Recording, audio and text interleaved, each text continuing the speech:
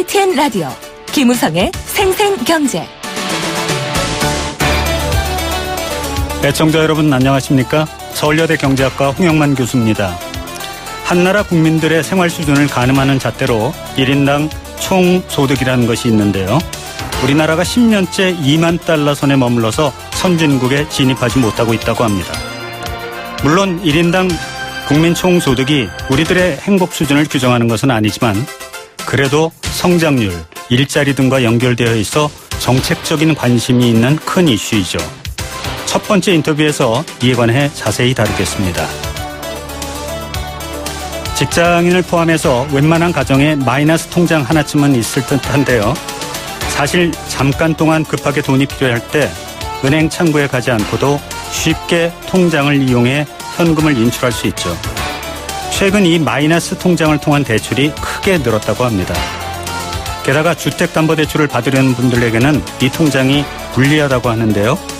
왜 마이너스 통장 대출이 늘어나는지, 그에 따른 문제점은 없는지 짚어드립니다. 화요일은 경제 도미노 코너 준비되어 있습니다. 국민연금관리공단에게 작년과 올해는 시련의 연속인 것 같습니다. 지난주 정부가 대우조선해양 구조조정 방안을 내놓았는데요. 그 방안이 성공을 거두려면 국민연금공단이 어떤 결정을 하느냐가 중요한 변수가 된 것입니다. 전문가 연결해서 해결 방안에 관해 얘기 나눠보겠습니다. 2017년 3월 28일 화요일 YTN 생생경제 활기차게 문을 엽니다.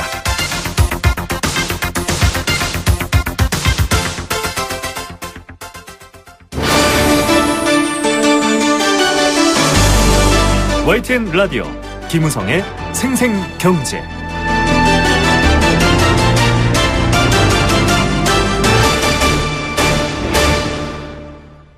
지난해 1인당 국민 총소득이 2만 7천 불대에 머물면서 10년째 2만 달러대를 벗어나지 못하고 있습니다. 1인당 국민 총소득 3만 달러가 선진국에 진입하는 기준으로 인식되고 있는데요. 하지만 당분간 저성장 기조가 계속 이어질 것으로 전망되면서 우리나라의 3만 달러 달성이 불가능해지는 게 아니냐, 이런 우려까지도 나오고 있습니다. 1인당 국민 총소득 2만 달러에서 벗어나지 못하는 원인이 무엇인지, 목표대로 3만 달러가 달성됐다고 해서 정작 우리의 삶의 질은 얼마나 달라질 수 있는지, 1인당 국민 총소득에 관련해서 건국대 오정근 특임교수와 얘기 나눠보겠습니다. 안녕하세요, 교수님. 네, 안녕하세요. 네. 1인당 국민 총소득, GNI라고도 하는데요. 이게 구체적으로 뭔가요? 우리가 1년 동안 우리나라 모든 국민이 생산한 부가가치를 국민소득이라고 합니다. 그런데 이것을 인구 총수로 나눈 것이 1인당 국민소득이 되겠습니다. 그러니까 네. 연간 1인당 우리나라가 총 생산한 부가가치다, 이렇게 보시면 되겠습니다. 네. 그러면은 우리나라의 1인당 국민 총소득이 지금 2만 7,500달러 정도 돼서 작년에 2만 7,100달러보다 겨우 1.4% 증가하는데 그쳤다. 그런 말이 있고요. 글로벌 경기 침체 속에서 이 정도면 선방한 게 아니냐 하는 생각도 드는데 어떻게 평가하세요? 네, 그렇습니다. 1.4% 증가했다고 하는 것은 이제 조금 아쉬움이 있는 것이 우리나라 국민 소득을 생각할 때 예컨대 한 5만 불대 이상 가는 선진국이라면 이 정도 증가한 것이 괜찮다고 할 수 있겠지만은 네. 한국의 소득 수준에서는 최소한 2-3% 정도는 증가해 줘야만이 우리가 선진국으로 도약할 수 있는데 조금 아쉬움이 있다고 하겠습니다. 네, 그렇군요. 그러면은 지금 우리가 이제 3만 달러가 선진국에 진입하느냐 못하느냐 하는 그런 기준이라고 보통 얘기를 하는데 3만 달러를 그래서 넘느냐 마느냐가 아주 관심이 높지 않습니까? 네, 그래 선진국으로 인정받는다는 게 국민들한테는 어떤 의미가 있습니까? 저희가 이제 보면은 현재 2015년 기준으로 3만 달러가 넘는 국가가 26개국입니다. 네. 그런데 이것이 이제 일본이 3만 2천 달러로 이제 각각 26이고요. 네. 근데 이게 이제 일단은 3만 달러가 넘는 국가들은 굉장히 사회적으로 안정권에 있어요. 네. 웬만한 충격이 와도 사회가 혼란해지지 않고 안정권인데 비해서. 네, 진정한 선진국이군요. 대체로 3만 달러가 안 되는 국가들은 예컨대 포르투갈이나 스페인 같이 이렇게 굉장히 경제가 조그만 충격이 주어지면 혼란스러워. 네. 혼란스럽고. 그래서 일단은 안정적으로 사람들이 살아갈 수 있는 그런 것을 2015년 기준으로 보면은 대체로 3만 달러 수준이다. 이렇게 지금 보고 있습니다. 네. 그러면은 3만 달러가 되면 국민들은 행복해지는 겁니까? 일단은 뭐 사회가 일단 혼란스럽지 않기 때문에 네. 비교적 안정권에 지금 뭐 한국처럼 이렇게 대체로 요 3만 달러가 못 되는 요 즈음에서 네. 굉장히 혼란이 오거든요. 그래서 네. 사람들이 안정적으로 사회생활을 할 수 있으니까 일단은 안정권에 있다 이렇게 볼 수 있겠습니다. 그러니까 국민들의 스트레스 수준이 전반적으로 낮다 이렇게 얘기할 수 있겠습니다. 네, 그렇습니다. 네. 그런데 이게 지금 저희 나라 같은 경우에는 10년 동안 계속해서 3만 달러 선을 넘지 못하고 있거든요. 네, 그렇습니다. 그러면 이 1인당 국민 총소득이 증가하기 위한 요건은 뭔가요? 그러니까 이게 이제 부가가치가 증가해야만이 1인당 국민소득이 증가하는데 우리나라는 2006년도에 2만 달러에 들어선 이후에 작년까지 11년째 2만 달러대에 머물러 있고요. 네. 현재 3만 달러대가 언제 될 것인가도 확실치 않은 그런 상황입니다. 그래서 결과적으로 부가가치를 인구수로 나눈 거니까 부가가치가 증가해야 되는데 네. 부가가치가 증가하려면 경제가 활기 있게 돌아가서 네. 성장이 회복돼야 되는데 지금 한국 경제는 경제가 활기 있게 돌아가기보다는 반기업 정책이라든지 여러 가지 이런 것들이 많이 나오면서 네. 혼란스럽죠. 바로 이것 때문에 선진국이 돼야만이 안정적으로 성장할 수 있다 하는 그런 중요한 얘기예요. 그런데 네. 한국은 참 안타깝게도 요 문턱에서 지금 혼란을 겪고 있는 상황입니다. 네, 교수님께서 지금 이제 반기업 정서를 대표적인 이유로 두셨는데 그거 이외에 또 어떤 것들이 지금 우리 이 3만 불에 가지 못하는 발목을 잡고 있다고 생각하세요? 일단은 경제가 핵심 지금은 이제 생산성이 증가해야 되거든요. 근데 네. 왜냐하면 이제 아무래도 인구도 감소하니까 노동 부가가치라든지 혹은 투자도 물 증가하지만 투자 증가율이 옛날에 비해서는 낮아지기 때문에 네. 생산성이 증가해야 되는데 네. 생산성 다시 말하면 혁신을 해야만 생산성이 증가한 이 혁신을 가로막고 있는 것이 많은 규제 같은 것이 있죠. 그래서 규제가 없어지면은 규제가 획파되면은 네. 혁신이 이제 증가하면서 부가가치가 증가하는 그런 나라가 되겠습니다. 네. 한국은 지금 아까 말씀드린 반기업 정서도 그렇고 또 그에 관련돼서 너무나 많은 규제가 많아서 기업들이 네. 자꾸만 해외로만 나가는 것이 큰 문제라고 생각이 됩니다. 네, 네. 그러면은 지금 당분간 잠재 성장률이 많이 이제 떨어져 있기 때문에 3만 달러 달성이 힘들 거다 이런 주장도 있거든요. 이거에 대해서는 교수님은 뭐 어떻게 생각하세요? 저 생각으로는 일단은 두 가지인데 하나는 위기가 오지 않으면은 네. 지금 정도의 혼란에서 그치고 안정되면은 안정돼서 한 2.5% 정도의 성장만 유지가 되면은 네. 2019년이나 2020년에 3만 달러가 될 가능성이 있는데 네. 지금 우리나라가 모든 정황으로 볼 때 위기가 올 가능성이 상당히 적지 않기 때문에 네. 이렇게 되면은 3만 달러 달성이 상당히 어려워지는 상황이 아닌가 생각을 하고 있습니다. 네. 그러니까 정치 사회적 안정이 이제 이 경제 성장에도 굉장히 중요한 요소다 이런 말씀이네요. 그렇습니다. 금년중에 벌써 이제 3월 달이 다 지나가지만 금년중에 기업들은 투자 계획도 못 세우고 있거든요. 네.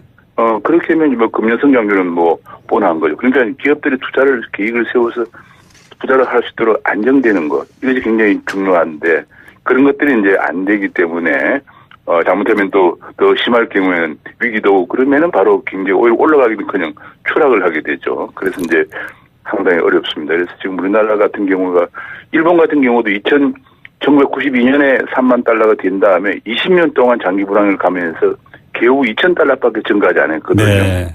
우리도 지금 여기서 반등을 하지 못하면은 네네. 정말 어려운 상황이 계속될 가능성도 있습니다. 네. 지금 조금 전에 교수님께서도 이제 위기 상황이 안 오면 이런 이제 단서를 대서 말씀을 하셨는데 지금 4월 위기설이니 7월 위기설이니 이런 얘기가 계속 나오고 있지 않습니까? 그런데 그런 위기설은 얼마나 진정성이 있다고 보여지세요?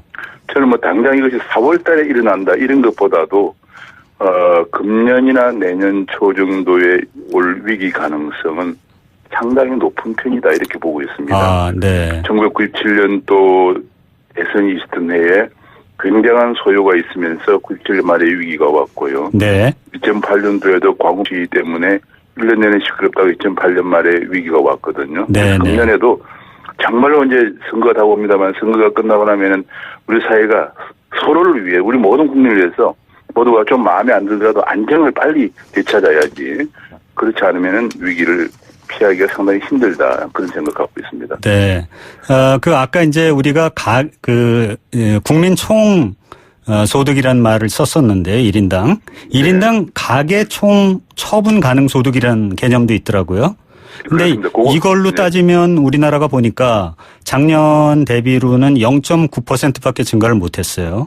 네. 그 얘기는 이제 3,200만 원을 벌어가지고 돈 겨우 한 1,800만 원 정도 쓸 수 있다 이런 정도의 계산이 나오는데 이 국민들의 주머니 사정이 그만큼 어렵다는 거 아니겠습니까? 이거 두 가지 얘기가 뭐니 하나는 이제 일단은 우리가 이제 부가가치 하면은 기업이나 정부나 가게 세 개의 경제 주체가 번 것이죠. 네. 그 중에서 가게가 번 것이 이렇다는 얘기고 또 이 처분 가능 소득이라는 것은 해외에서 벌은 것은 포함시키고 또 해외로 나간 것은 빼야 되는데 지금 네. 우리나라에서 해외로 나가는 게 너무 많아요. 기업들도 해외 나가고 사람들도 먹고 해외를 계속 나가고 예. 이런 것들이 있기 때문에 국내에서 지금 말씀하신 대로 떨어지는 가계의 1인당 처분 가능 소득이 1,800만 원밖에 안 된다. 그러니까 네. 지금 소비를 할 수가 없는 상황입니다. 네. 그러면은 지금 이제 경제는 앞으로 이제 계속 물론 성장을 할 필요가 있겠지만요. 1인당 이제 국민 소득을 높이고 이렇게 됐을 때 나라와 국민들이 보다 실질적으로 이제 삶의 질을 높이는 게 또 중요하지 않겠습니까? 그게 어떤 대안이 필요하다고 생각하세요? 일단은 부가가치가 올라가야 되는데 많은 분들 중에서 소득이 올라가는 게 뭐 일단 국민 소득 올라가는 게 뭐 중요하냐 이런 얘기를 하는 사람도 있습니다만 네. 간단히 얘기하면은 네. 우리보다 소득이 워낙 낮기 때문에 필리핀에서 대학을 나온 사람들도 한국에 와서 일을 합니다. 소득이 낮기 때문에 소득이 높은 데 가서 벌려고 하는 거죠. 네네. 지금 중국에서 한국에서 많이 오는 것도 마찬가지고요. 한국 사람이 또 일본이나 미국에 가려고 하는 것도 마찬가지입니다. 결국 소득이라는 게 그만큼 중요한 것이에요. 그래서 이게 국민소득이 올라가지 않으면은 우리 젊은 사람들이 계속 해외에 나가서 돈을 벌어야 되는 네. 그런 안타까운 일이 생기게 되고 네. 됩니다. 그래서 이것이야말로 혹시 이걸 그냥 가끔 폄하하는 분들이 가끔 있는데 그건 현실적으로는 굉장히 중요하다 이렇게 생각을 하고 있습니다. 네. 그 말씀은 이제 국민 소득이라고 하는 게 삶의 충분 조건은 아니지만 약간 필요 조건은 되겠다 이런 말씀이겠네요. 그렇습니다. 네. 우리가 오늘 말씀 감사합니다.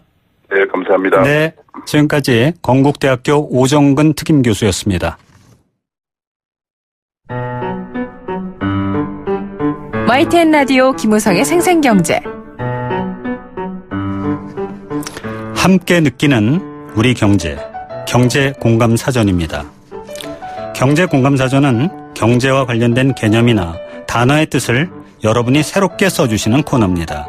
단문 50원, 장문 100원의 정보 이용료가 부과되는 샵 0945, 우물정 0945번 문자와 스마트폰 앱 예스로 참여하실 수 있습니다. 오늘의 경제 공감 사전은 마이너스 통장입니다. 일반 예금 통장의 경우 잔고에 남은 돈만 인출했을 수 있죠.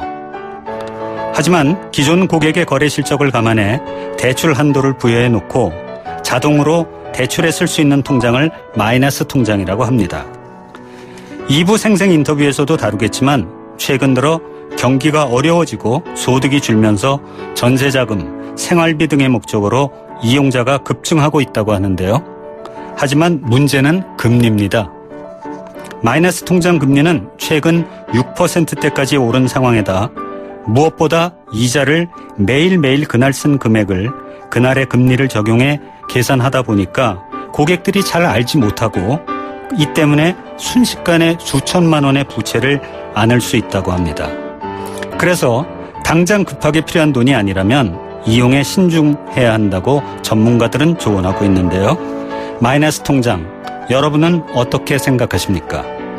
마이너스 통장을 이용했다가 이자 폭탄을 맞았거나 단기간에 급하게 필요한 돈을 용이하게 잘 썼다거나 다양한 의견 문자로 보내주시면 고맙겠습니다.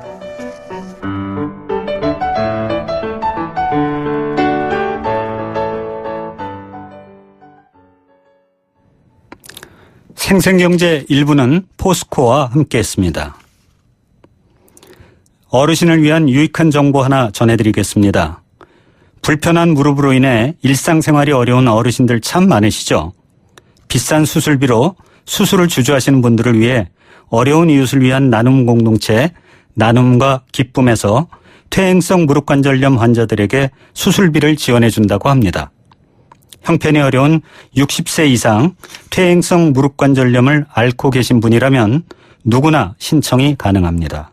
건강과 기쁨, 나눔과 캠페인을 통해 노년에도 건강하고 기쁜 인생 되찾으시길 바랍니다. 신청 및 문의는 1670-9957, 1670-9957로 전화 주시면 됩니다. 캠페인 들으시고 경제 톱뉴스로 돌아옵니다. YTN 라디오 캠페인 물 없는 한라산, 물 없는 제주 바다를 상상할 수 있나요?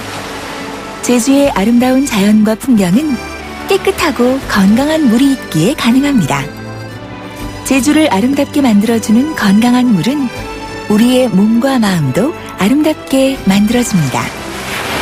건강한 몸과 마음을 지키는 일, 아름다운 물을 사랑하고 지키는 일에서부터 시작됩니다. YTN 라디오 아름다운 물 캠페인은 광동제약과 제주특별자치도 개발공사와 함께합니다. 한국전기안전공사 사장 이상권입니다. 최근 안전이 화두가 되고 있습니다. 전기화재나 정전사고 등 전기안전에 관한 경각심도 높아지고 있습니다. 안전은 누군가가 대신 지켜주는 것이 아니라 우리 스스로 지켜나가는 것입니다. 우리 몸이 저절로 기억할 때까지 안전수칙을 생활화하는 것, 이것이야말로 최고의 재난 예방 대책입니다. 안전이 없으면 행복도 없습니다. 국민이 행복한 대한민국, 한국전기안전공사가 열어가겠습니다. 전기안전, 행복의 시작입니다.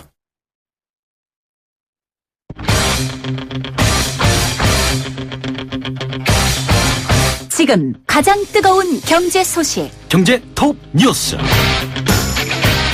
네, 이 시각 주요 뉴스입니다.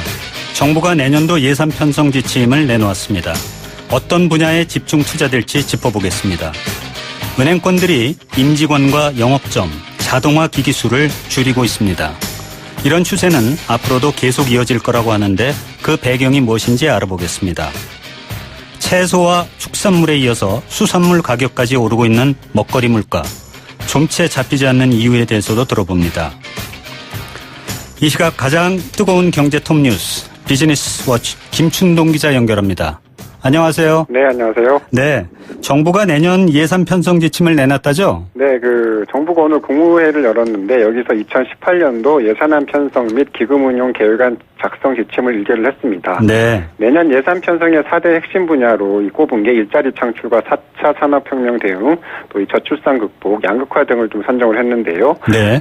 특히 4차 산업혁명이 정부의 예산안 편성 핵심 분야에 들어간 건 이번이 처음이라고 합니다. 네, 그렇군요. 예, 인공지능이나 빅데이터 같은 신산업을 지원을 해서 이 경제 활력을 좀 끌어올리고 이 새로운 성장 동력을 좀 확보하겠다는 취지로 보시면 될 것 같습니다. 네. 국가재정운용계획상 내년 예산안 규모는 414조 3천억 원으로 좀 계획돼 있습니다. 네, 4대 그 핵심 분야 투자를 늘리기로 한 거는 참 잘한 걸로 보이고요. 네. 의무 지출 증가 속도를 억제를 해서 재정 효율화 방안도 마련했다고 하는데 그 내용이 뭡니까? 네, 우리나라는 올해 처음으로 한 해 예산이 400조 원을 넘어서면서 2005년 이후에 12년 만에 나라 살림이 2배로 커졌습니다. 네. 그렇다고 재정이 마냥 여유롭지는 않은데요. 네. 복지 분야를 중심으로 쓸 곳이 좀 눈덩이처럼 늘고 있는 반면에 세수 기반은 좀 계속 취약해지고 있기 때문입니다. 네. 그러면서 이제 허리띠도 더 좀 졸라매기로 한 건데 우선 이 공적연금과 건강보험 같은 이 지급 의무가 명시된 의무 지출보다 좀 철저하게 관리하기로 했는데 실제로 이 저출산 고령화와 함께 2019년에는 이 의무 지출이 전체 재정 지출의 절반을 넘을 것으로 추정이 되고 있습니다. 네, 그렇군요. 예, 또 유사중복 사업을 막기 위해서 관계부처 간 사전 의견 조율을 좀 의무화하고 올해부터 또 총 사업비가 100억 원이 넘는 신규 사업은 이 사전 적격성 심사도 좀 통과하도록 했습니다. 네, 은행권 뉴스로 들어가서 지난해 은행 임직원과 영업점, 자동화기기 수가 모두 줄었다면서요? 네, 이 금감원의 자료인데요. 지난해 말 현재 은행권의 총 임직원 수가 11만 4,775명으로 이 전년 말보다 2,248명이 줄었습니다. 2010년 이후에 6년 만에 감소폭이 가장 컸습니다. 또 올해도 연초에 KB국민은행이 2,795명을 퇴직시킨 바가 있어서 이 내년에도 이 숫자가 더 늘어날 것으로 보이고요. 영업점 수도 좀 급감을 하고 있는데 지난해 말 현재 전국은행 영업점 수를 보니까 7,103곳으로 전년 말보다 175곳이 줄었습니다. 이 관련 통계를 알 수 있는 2002년 이후에 가장 많이 줄어든 겁니다. 네. 또 CD와 ATM기 같은 이 자동화기기 숫자도 마찬가지였는데 지난해 2,641개가 줄면서 2003년 이래 감소폭이 가장 컸습니다. 네, 그렇군요. 김춘동 기자, 잠깐만 좀 인터뷰를 좀 중단하고요. 네. 지금 방금 막 들어온 뉴스가 있어서 네, 알겠습니다. 소식을 먼저 전하겠습니다. 네, 지금 들어온 소식입니다. 현재 세월호 선체 수색 과정에서 미수습자로 추정되는 유해가 발견됐습니다. 현재 수색팀이 확인 중에 있다고 하는데 자세한 소식은 4시 뉴스에서 다시 전해드리겠습니다. 네, 여보세요? 네, 김춘동 기자. 네. 아까 말씀하신 거에서 이렇게 은행들이 다이어트에 나서고 있는 이유는 뭔가요? 가장 큰 이유는 아무래도 인터넷이나 모바일 뱅킹이 직원이나 지점 또 자동화기기를 대체하는 이 사례가 좀 많이 늘고 있기 때문입니다. 네. 한국은행에 따르면 작년 12월 중에서 전체 조회 서비스 중에서 이 모바일을 포함한 인터넷 뱅킹의 비율이 무려 80%를 웃돌았습니다. 네. 이 관련 통계를 내기 시작한 2005년 이후에 가장 높은 수준인데요. 이 반면에 창구 거래와 자동화기기 같은 오프라인 거래는 16% 수준에 불과했습니다. 이 지점을 찾지 않고 자동화기기 이용도 좀 줄다 보니까 자연스럽게 다이어트에 나설 수밖에 없게 된 건데 앞으로도 이런 흐름은 더 좀 강화될 것으로 그렇게 좀 보입니다. 네, 그렇군요. 최근에 채소하고 축산물에 이어서 수산물 가격도 오르고 있다죠? 네, 이 관세청에 따르면 지난 2월에 수입 냉장 가치가 킬로그램당 15,742원으로 1년 전보다 18.6%나 올랐습니다. 네. 이 냉동 갈치 역시 킬로그램당 12.5%가 뛰었고요. 이 냉동 오징어도 1년 전보다 20.7%가 올랐고 냉동 꽁치는 34.4%, 냉동 가리비는 83.6%나 급등한 것으로 나타났습니다. 많이 올랐네요. 네, 그러면서 이 냉동 어류 수입 가격이 지난해 10월에 2.2%를 시작으로 11월에 9.1%, 12월에 13.3%, 또 올해 들어선 1월에 12.8%, 2월에 6.4% 등으로 지금 고공행진을 이어오고 있습니다. 이 냉동 어류 수입 가격이 5개월 연속 오른 건 5년 만에 좀 처음이라고 합니다. 네, 근데 이게 주로 그 수입 가격이 뛰다 보니까 이제 먹거리 물가가 잡히지 않는다고 하는데 이거는 맞는 그 분석인가요? 일부는 맞고 일부는 틀린데요. 네. 통계청에 따르면 수산물 물가 상승률은 작년 4월 말까지만 해도 1.8% 정도였는데 이후에 좀 증가폭을 계속 키우면서 11월엔 5%를 넘어섰고요. 올해 1월에는 6.6%가 올랐고 오르면서 2011년 이후에 상승폭이 가장 컸습니다. 2월에는 오름세가 좀 주춤하긴 했는데 여전히 6%대를 웃돌고 있는데 말씀하신 이 수산물 수입 계약은 몇 달 전에 좀 이뤄져서 이 당장 국내 물가 상승으로 이어지진 않는다는 게 이 관세청의 설명인데요. 그래도 이 수입 물가가 계속 오르다 보면 국내 물가에도 좀 영향을 미칠 수밖에 없어서 이런 이 수입 물가 상승은 앞으로 좀 우리 국내 물가에 계속 좀 부담이 될 것으로 그렇게 보입니다. 네, 그 자동차 보험 관련해서 개인용 그 자동차 보험의 공동 인수가 최근 3년 사이에 16배 가까이 급증을 했다고 하는데 맞습니까? 네, 그 자동차 사고를 자주 내는 운전자는 이 보험사들이 가입을 좀 꺼리거나 거절하는 경우가 많습니다. 그렇죠. 그럴 때는 보험사가 맺은 협정에 따라서 공동으로 보험에 가입시키고 또 사고가 났을 때 위험도 나눠지는 제도가 공동인수 제도인데요. 이 금융소비자연맹에 따르면 자동차 보험 공동인수 건수가 2013년 4만 7천 건에서 작년에는 47만 5천 건으로 무려 11배 이상 늘었고요. 특히 이 개인용 자동차 보험 같은 경우에는 16배가량 좀 급증한 것으로 나타났습니다. 네. 그 마지막으로 간단하게요. 지난해 국민연금 수급자가 436만 명에 달했다고 하는데 이렇게 많습니까? 네, 전년보다 33만 명이 늘어났고요. 지난해 연금 지급 총액도 17조 700억 원을 기록해서 1조 9천억 원이 늘었습니다. 이 국민연금 수급 연령을 보면 전체 61세 이상 인구 중에서 40% 정도가 이 국민연금을 받고 있는 것으로 나타났고 이 월 연금 수급액 최고액은 195만 7천 원이었는데 경북에 거주하는 65세 A씨가 계속 23년간 연금에 가입해서 2011년에 연금 조건을 충족하긴 했는데요. 네. 지급 시기를 늦추면서 이 연금액이 좀 늘어나는 것으로 그렇게 좀 풀이가 되고 있습니다. 네. 역시 한국 최고의 경제 기자께서 설명을 해주시니까 아주 쉽게 귀에 쏙쏙 들어오는군요. 네, 감사합니다. 네. 오늘 그러면 경제 톱 뉴스로 어느 걸 꼽으시겠습니까? 그 수산물 기사를 꼽고 네. 싶은데요. 그 전반적인 물가 상승률은 여전히 낮은데 이 서민들이 느끼는 식탁 물가는 좀 고공행진을 거듭하고 있는데 이 정부의 물가 정책도 좀 더 세밀하고 정교하게 접근할 필요가 있지 않나 이런 생각이 좀 들었습니다. 네. 오늘 말씀 감사합니다. 네, 감사합니다. 네. 지금까지 비즈니스워치 김춘동 기자였습니다.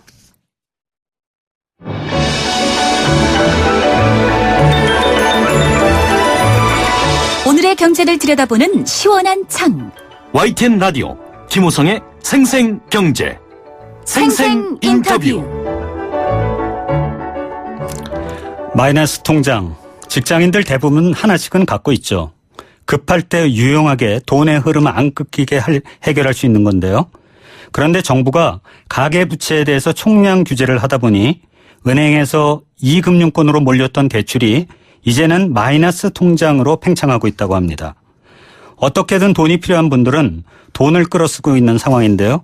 문제는 마이너스 통장은 전문가들이 한결같이 지적하듯이 굉장히 위험할 수 있다는 겁니다.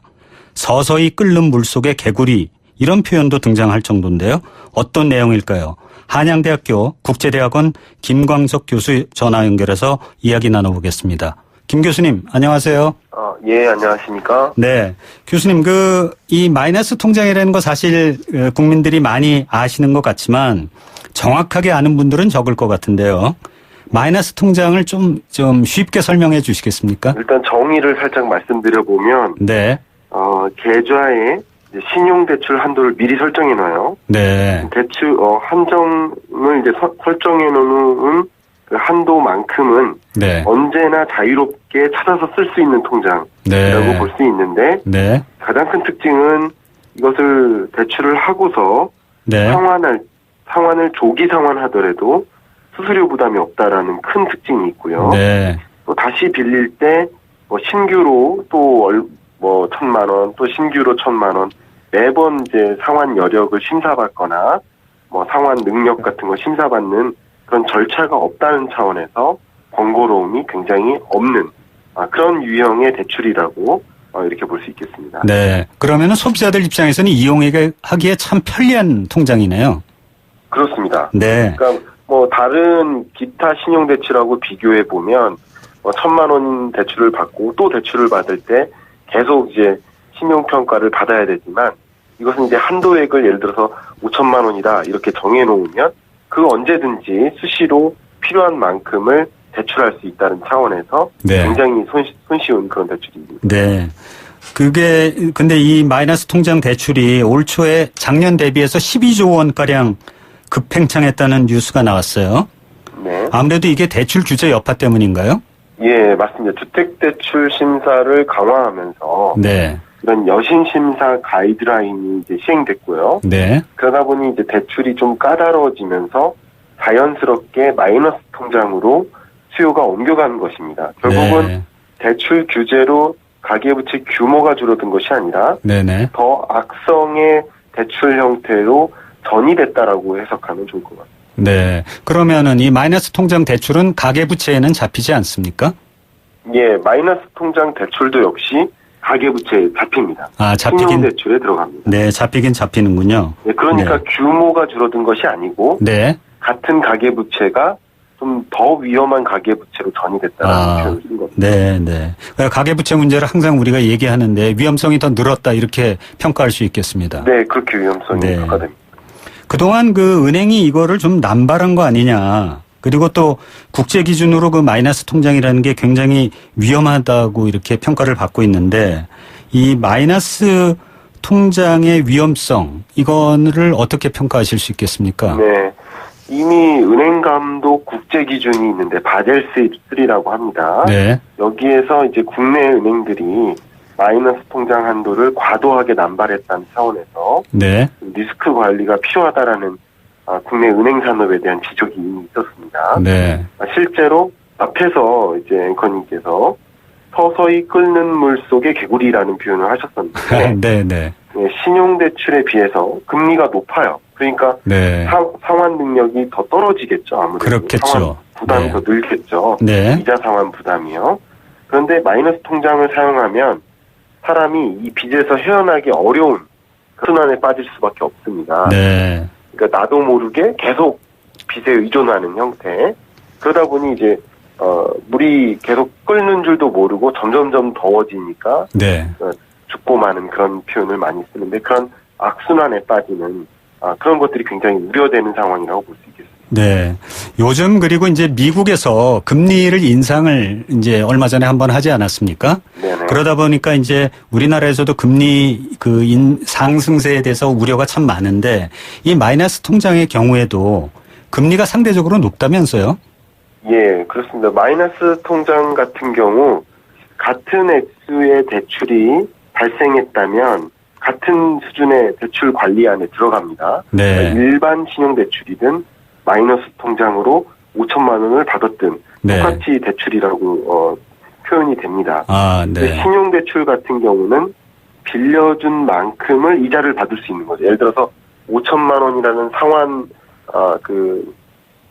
마이너스 통장 상한액을 딱 한도를 정해놨으면 예. 그중에서 저 같은 경우 100만 원을 빌릴 수도 있는 거고 그렇죠. 0원을 빌릴 때도 많이 있는 거예요. 네. 그렇기 때문에 많이 대출을 해줬지만 은행 입장에서는 고정 수익이 발생하지 않는 형식인 거죠. 네, 네. 그래서 상대적으로 마이너스 통장은 빌려 쓴 만큼 이자를 물릴 수가 없기 때문에 네. 당연히 더 높은 이자율을 책정할 수밖에 없다는 그런 판단입니다. 네. 그런데 이 마이너스 통장의 또 이제 상품 구조가 네. 이자를 이렇게 쉽게 올리더라도 고객들이 알기 어렵기 때문에 이거를 악용해서 이제 은행들이 또 더 높이 책정하는 거 아니냐 이런 얘기도 있는데 그거는 사실이 아닌가요, 그러면? 예, 그것도 사실입니다. 아, 그렇습니까? 네. 이제 물론 이제 고정금리냐 변동금리냐라는 그런 기준으로 신용대출을 처음에 네. 계약을 맺지 않습니까? 네네. 그러면 이제 변동금리에 따라서 대출을 이자가 결정된다라는 그런 조항이 있는데 네. 마이너스 통장 같은 경우는 어떤 특징이 있냐면 그날의 금리를 그때그때 적용합니다. 아. 다시 말하면 5천만 원이라는 그 어떤 상한 한도를 정해놨다고 하더라도 네. 지금은 제가 100만 원 빌릴 수도 있고 2천만 원 빌릴 수도 있고 혹은 5천만 원 빌릴 수도 있고 이렇게 굉장히 유동적이거든요. 그렇습죠. 그렇기 때문에 그날의 금리를 적용해서 네. 그것을 반영해서 이자 지급을 정하기 때문에 네. 이자 지급액이 계속 바뀔 수도 있고 네. 소비자 입장에서는 그것을 정확한 이자를 판단하기 어려운 것이죠. 네.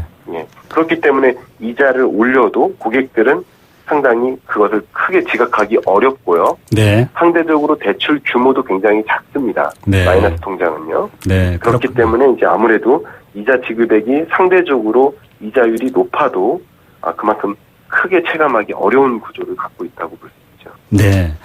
금융당국이 얼마 전에 그 채무 상환 비율 규제라고 하는 거를 도입하는 것과 관련해서 마이너스 통장도 규제 대상으로 이제 거론을 한번 한 적이 있는데요. 그때 그 현행 기준으로 보면은 주택담보대출을 받으려는 사람들은 다 마이너스 통장을 해지해야 한다. 이런 얘기가 있었거든요. 근데 네네. 이것도 사실인가요? 예, 그것도 사실입니다. 무슨 말이냐면 네. 마이너스 통장의 한도를 네네. 예를 들어서 앞에 말씀드린 것처럼 5천만 원이라고 했습니다. 네. 그런데 연간 갚아야 할 원리금은 혹시 이 5천만 원 플러스 이자액이에요. 네. 다시 말하면 원리금 상환액이 5천만 원의 마이너스 통장 한도를 정해놨으면 대략 5천만 원 이상의 원리금 상환액이 정해지는 겁니다. 연간. 그렇겠죠. 네. 근데 이제 주택담보대출 같은 경우 2억을 빌렸어도 연간 상환해야 될 원리금은 대략 2천만 원이 안 되기 때문에 네. 훨씬 더 작게 책정이 되는데 네. 마이너스 통장은 실제로 돈을 빌리지 않더라도 마이너스 통장을 개설한 것만으로도 하나의 가계부채로 책정이 되기 때문에 이제 주택담보대출에 의존해서 주택을 사더라도 이미 예를 들어서 5천만 원의 빚이 있으니까 네. 이 채무상환 비율에 맞춰서 주택을 구매하기가 굉장히 어려운 구조가 됩니다. 네.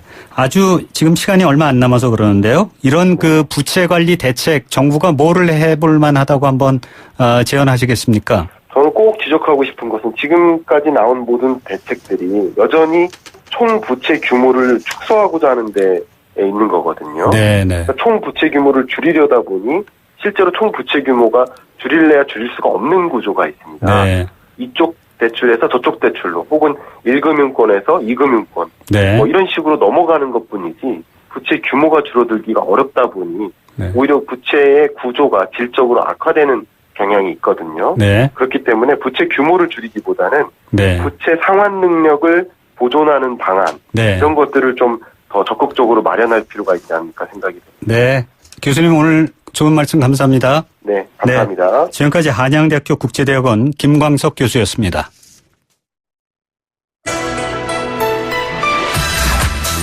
세계 경제가 내 주머니 속으로 경제 도미노.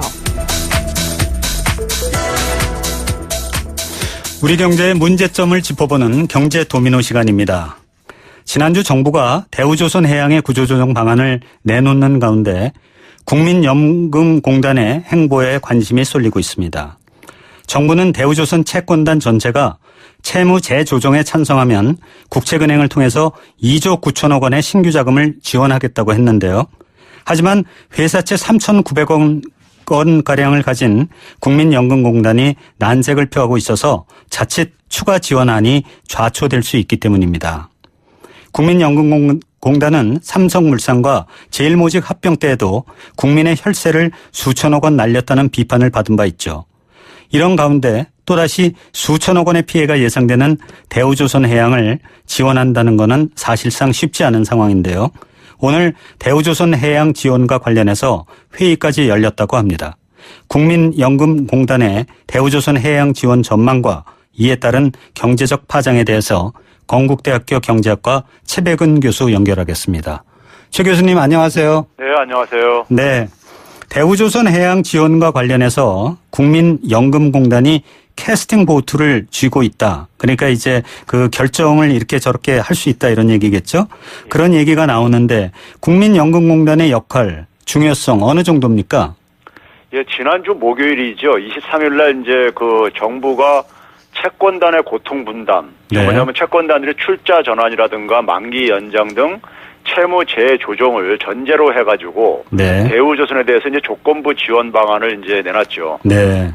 그런 상황 속에서 이제 그 채권단 중에서 4월달에 만기가 들어오는 회사채가 네. 4,400억 원인데요. 그 중에 상당 부분이 이제 그러니까는 국민연금이 보유하고 있기 때문에 네. 국민연금이 이제 일단 이 부분에 같이 이제 협력을 해주지 않으면은 네. 첫 단추가 이제 잘못 끼어지는 거니까요. 네. 이게 이제 그러니까 고통 분담이 안 되면은 이제 소위 이제 뭐 피 플랜으로 일종의 네. 법정 관리인데 법정 관리로 이제 넘기겠다고 했기 때문에 네. 상당히 이제 상황이 꼬이게 되는 거죠. 네. 그러면 좀 쉽게 이해하기 위해서 말이죠. 국민연금이 찬성을 했을 때와 반대를 했을 때 어떤 차이가 생겨나게 되는 겁니까? 찬성을 하게 되면은 제가 볼 때는 일단 이제 뭐 첫 단추는 이제 꿰지는 건데요. 네. 그래도 저는 이제 산 넘어 산이 굉장히 많이 남아있다고 봅니다. 네. 이제 예를 들어서 이제 사채권자들이 이제 그러니까 국민연금이 찬성을 하면은 나머지 사채권자들도 채무 재조정에 이제 동참할 가능성이 높고, 그러면 이제 사채권자들이 채무 재조정에 동참하면 이제 시중은행들이 가지고 있는 이제 채권들에 대해서요. 네. 채권들에 대해서도 이제 시중은행들도 이제 동참하겠다 이런 입장을 밝혔었는데. 그렇죠. 지금 시중은행들도 지금 입장 차이들이 좀 있는 것 같아요. 네. 산업은행이 그러니까 추가 감자를 좀 해야 된다. 자본을 좀 이제 그러니까 줄여야 된다는 이런 얘기를 하고 있고요. 네. 그래서 좀 이제 산 넘어 산이라는 표현을 제가 쓰고 있는 것이고요. 네. 그럼에도 불구하고 시중은행들 같은 경우는 이게 법정 관리로 넘어가게 되면은 네. 은행들 같은 경우는 이제 충당금 부담이 크게 증가하기 때문에요. 네. 채무 재조정을 받아들이는 것이 그래도 사채권자들보다는 나쁜 상황이 아니라고 저는 보고 있고요. 네. 만약에 반대를 하게 되면 이제 정부가 얘기하는 이른바 이제 P 플랜을 적용하겠다는 건데요. 네. 이게 이제 P 플랜이라는 게 이제 프리 패키지 파산 제도인데 일반 국민들 같은 경우는 이게 뭐 특별한 해결책인가 할 텐데. 네. 언론사들에서도 이제 뭐 지적했지만 이게 3개월짜리 단기 법정 관리죠. 그렇죠. 이제 예. 3개월 내에 이제 그러니까 이제 과거에는 법정 관리가 한 6개월에서 한 1년 6개월가량 걸렸는데 요건 이제 3개월 이내에 이제 끝내는 이제 법정 법정 관리이기 때문에요.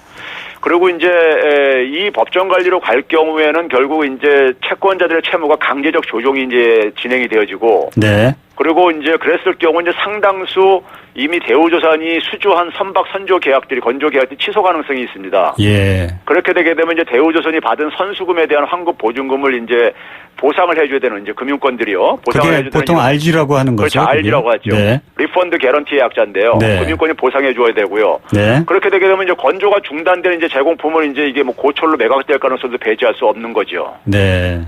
그러면은 지금 최대 관심은 이제 국민연금이 어떤 결정을 하느냐 이건데요. 예.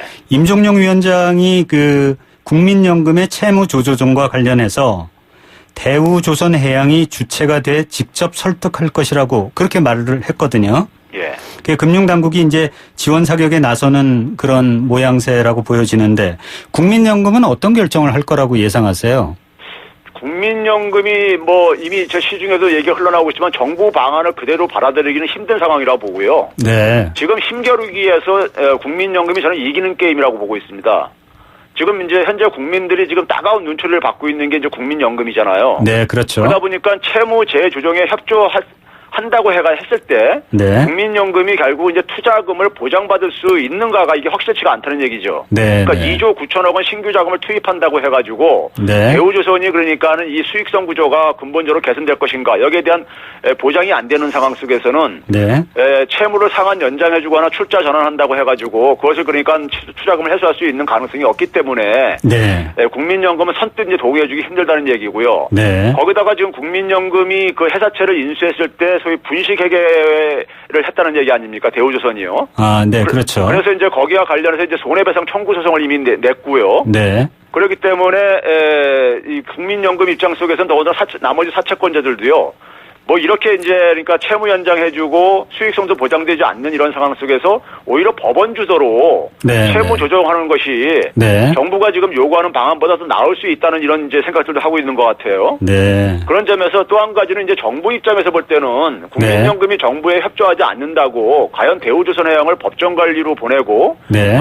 그 후폭풍을 그러니까 감당할 수 있겠는가 하는 점입니다. 네. 그래서 이제 국민연금이 제가 볼 때는 이 게임을 힘겨루기 게임을 하게 되면 이길 수밖에 없는 게임이라고 제가 보는 중입니다. 네. 그렇지만은 또 일각에서는 말이죠. 예. 어떤 선택을 하더라도 이제 손실을 보게 되는데 예. 정부 계획에 따라가는 게 맞지 않냐. 그리고 이제 투자자 손실을 만약에 회피만 하려고 하면 구조조정을 어떻게 이룰 수 있느냐. 이런 주장이 또 있거든요. 예. 그런 거에 대해서는 어떤 그 평가를 하시고 싶으세요? 저는 먼저 정부 계획에 좀 문제가 있다는 점을 지적하고 싶은데요. 네. 무엇보다도 이제 뭐 정부도 인정을 했지만 판단에 잘못이 있었다는 이런 얘기를 하지만은 정부가 이른바 이제 사별관 회의라는 네. 비밀주의식 정책 결정 방식으로 이제 추진한 지난해 구조조정 방안이 실패했음에도 불구하고요. 네. 정부는 여전히 구조조정을 일방적으로 지금 추진하고 있습니다. 네. 저는 지금과 같은 정부 계획으로는 대우조선해양도 제2의 한진해운 운명이 될 가능성이 높다고 생각하고요. 두 번째는 대우조선해양 회사채 만기를 한 달도 남겨두지 않은 상태에서 추가 자금 지원에 의한 구조조정 방안을 내놨거든요. 네. 이거에 대한 이제 저는 저희가 있다고 생각하는데요. 회사채 만기에 임박해서 사채권자들에게 협조를 강요하는 사실상의 최후 통첩을 이제 한 것인데 네. 정부는 자신의 책임을 최소화시키고 저는 있다고 보고 있고요. 그 결과 이제 국민연금 사채권자들이 이제 불만을 자초하고 있는데 네. 정부는 사채권자들이 협조해주지 않아서 법정 관리를 보낼 수 없었다고 이제 변명을 할 텐데 네. 문제는 아까 앞에서도 얘기했듯이 사채권자들 입장 속에서는 지금 정부의 요청대로 하나 따르나 아니면 네. 그냥 법정 관리로 가가지고 네. 이게 그러니까 법정이 그러니까 판단을 그러니까 한번 받아보는거나 네. 큰 차이가 없을 수 있다는 이런 판단이 있는 거죠 지금요. 네. 그러니까 이제 국민연금으로서는 하여간 가급적이면은 자기들은 책임지지 않는 그런 그렇죠. 선택을 할 가능성이 높아지는 거네요. 네. 네. 그러면은 앞으로 이게 우리나라 경제에 분명히 이제 주름이 되긴 할 텐데요. 예. 그거를 최소화할 수 있는 대안은 뭐라고 생각하시는지요? 이제 간략하게 좀 부탁드리겠습니다. 제가 지난 1년 내내 이제 이 조선업 구조조정 가지고 방송에서 얘기하면서 네. 산업 차원에서 추진한다고 주장해왔습니다. 네. 정부 방식처럼 이제 개별 기업 채무 조정 차원에서 진행할 경우에는 네. 조선업이 좀비 산업화될 수 있다고 제가 계속 경고해왔는데 네. 정부가 이제 세계 경제 환경 변화에 대해서 판단을 잘못해가지고 이런 결론을 내렸다고 생각이 들고요. 네. 결국은 대우조선해양이 사실상 좀비 기업이 되었고 조선업 전체로 이제 좀비라는 병균을 확산시키고 저는 있다고 보고 있고요. 네. 구조조정의 목적은 우리가 해당 기업뿐만 아니라 해당 산업 전체의 경쟁력 강화에 있는 거거든요. 네. 그러면 이제 경쟁력 강화 차원에서 경쟁력이 없고 수익성 내기 어려운 사업 부분과 경쟁력이 있는 사업 부분을 분리해 가지고요. 네. 후자는 그러니까 이제 기존의 수주 선박을 포함해서 나머지 빅터전 통합을 추진할 필요가 있다고 봅니다. 네, 알겠습니다, 교수님. 네. 오늘 여기까지 말씀 듣겠습니다. 네네. 네, 오늘 말씀 감사합니다. 네. 네, 건국대학교 경제학과 최백은 교수였습니다.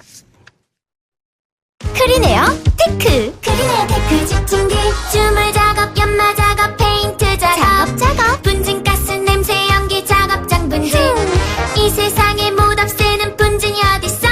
크리네어 테크 기술력이 끝내줍니다. 크리네어 테크. 크리네어 테크 집중기.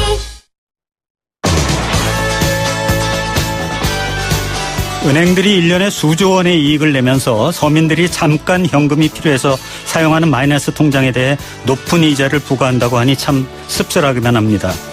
아파트 담벼락에 목련꽃이 너무나 아름다운 봄날 오후입니다.